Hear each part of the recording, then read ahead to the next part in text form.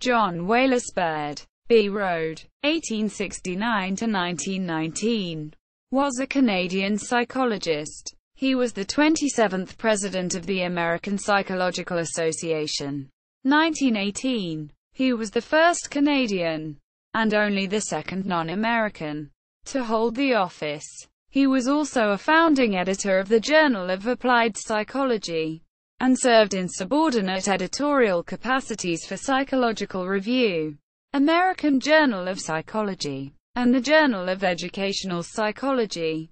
At his death in 1919, he was the designate to succeed Granville Stanley Hall as president of Clark University in Worcester, Massachusetts.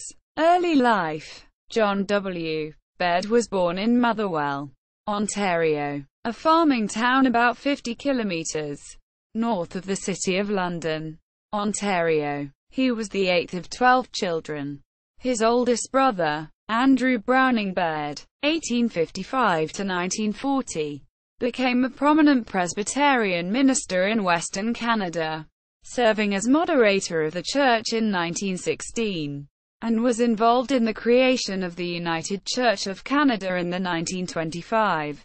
John Baird suffered from chronic health conditions from early in life and, so, did not complete his secondary schooling until the age of 19. Only 5 years later did he travel to the University of Toronto to begin an undergraduate degree in philosophy. There, he fell under the influence of the director of the experimental psychology laboratory, August Kirschman, who had just arrived in Toronto after serving as assistant to the man widely regarded as the founder of experimental psychology, Wilhelm Wundt. In Leipzig, Germany, Baird graduated with a second-class degree in 1897, writing his senior research project on the anomalous color vision of a fellow student, R. J. Richardson. Baird and Richardson, 1900. Graduate training. After spending an additional year in Toronto working in Kirschman's laboratory, Baird traveled to Europe for graduate study. He spent several months each at the University of Edinburgh and at the University of Leipzig, where he was briefly a student of Wundt's. In 1899, however, he moved to the U.S. to begin his graduate studies anew at the University of Wisconsin under the supervision of Joseph Jastrow. 2 years later, still without a Ph.D., Baird transferred to Cornell University in Ithaca, New York, where he studied under the famed structuralist psychologist Edward Bradford Titchener. Here Baird found his stride, completing his Ph.D. in just a year. 1902. His dissertation was on the impact of visual accommodation and convergence on depth perception. It was published in the American Journal of Psychology. Baird, 1903. He remained at Cornell for 2 more years, one as Titchener's research assistant and one as a research fellow of the recently founded Carnegie Institution. These were among Baird's most productive years as a researcher. Baird, 1905. In 1904 he was elected to membership in the prestigious American Association for the Advancement of Science. In addition, the strong relationship Baird formed with Titchener during this time deeply influenced the rest of his academic career. Baird worked as an instructor in psychology at Johns Hopkins University, under the direction of the child psychologist and evolutionist James Mark Baldwin from 1904 to 1906. He was then hired to a position at the University of Illinois which, after a year, became an assistant professorship. The Illinois Psychology Department was headed by an educational psychologist, Stephen S. Colvin. It was here that Baird's research interests began to spread from the pure experimental psychology that was advocated by Titchener into areas of applied psychology. Baird, 1906-1908. In 1909, Baird was called to direct the storied psychology laboratory at Clark University. Clark's president, the prominent psychologist G. Stanley Hall, wanted Baird to replace Hall's longtime ally, Edmund C. Sanford, who was being promoted to the presidency of the new undergraduate college at Clark. Baird had just become a cooperating editor of the newly founded Journal of Educational Psychology, and Hall put him to work as executive editor of his own American Journal of Psychology. Baird spent much of 1912 touring the psychology laboratories of Germany, France, Switzerland, and England in order to bring the latest developments back to the Clark laboratory. He also translated Ernst Neumann's Psychology of Learning. Neumann, 1913. Baird underwent surgery in 1913 to correct a urinary tract condition, which forced him to spend several months in hospital. In 1914, Baird married Barbara Morrison Sparks, the daughter of a physician in St. Mary's, Ontario. In 1916, Baird was elected to membership in the venerable American Academy of Arts and Sciences. The duties of being laboratory director prevented Baird from conducting much original research during this period, but he was able to co-edit and contribute a chapter on perfect pitch to a Festschrift celebrating Ticina's 25th year at Cornell. Baird, 1917a.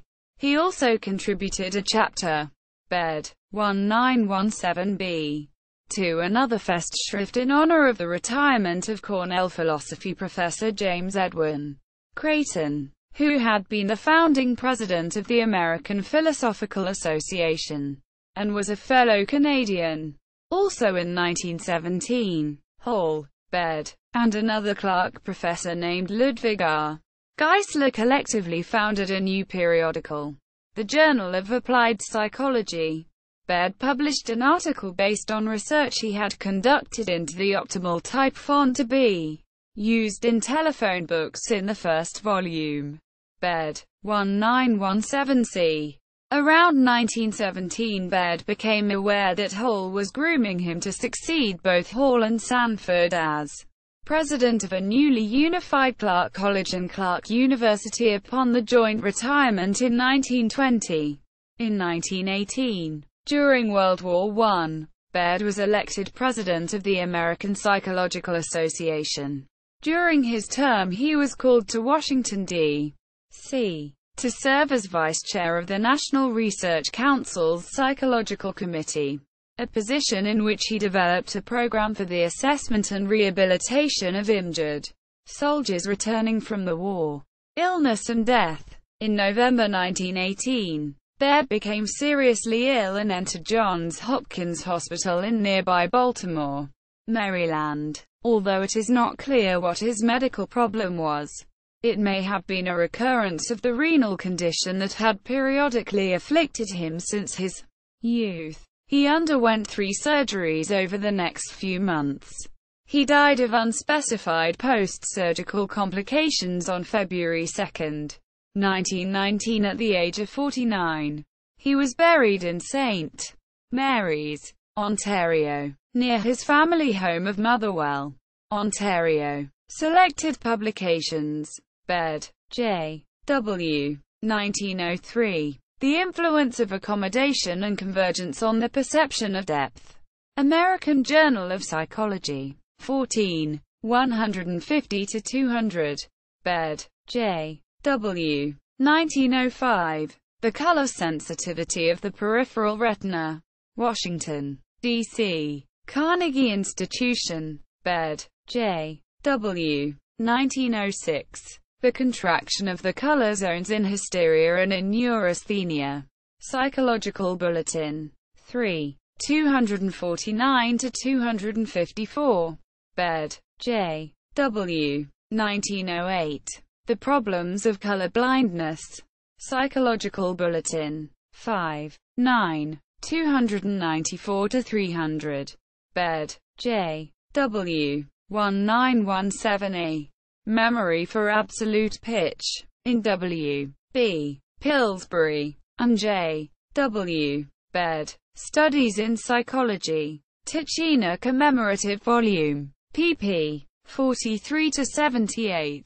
Worcester, Marm A. Wilson, Baird, J. W. 1917b.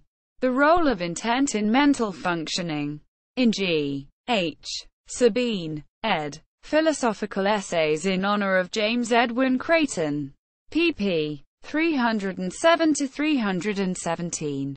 New York, Macmillan, Baird, J. W. 1917c. The Legibility of a Telephone Directory. Journal of Applied Psychology. 1. 30-37. Baird, J. W. and Richardson, R. J. 1900. A Case of Abnormal Color Sense.